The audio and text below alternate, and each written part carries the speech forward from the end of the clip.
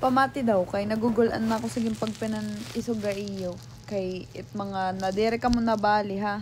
It mga namamatron nga sigit pagpinan siya ron. Paila niyo ha. Pag salin ka mo it mga mamamatron pa. Pati it mga birthday yan ha. Nakonsiring. Mamba-birthday nga ni ka mo. Ayaw ka mo pagpinan utog mga dire ka kilalahan nag-imbitar ha iyo. Nagugulan na ba ako sige pagpinan pasabot tayo dapat niyo himuon kay mga dagko naman na kamo, may mga buot naman na kamo hano. Yan na, tanan ng mga napausap, waray ako. Pero may dako upay ha. Yan na, pagpakian na kamo, kung ano niyo mo kareg pakianhon.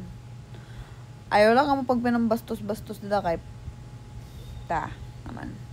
Pag pakian na kamo, pwede ko mabaton hawaray ha.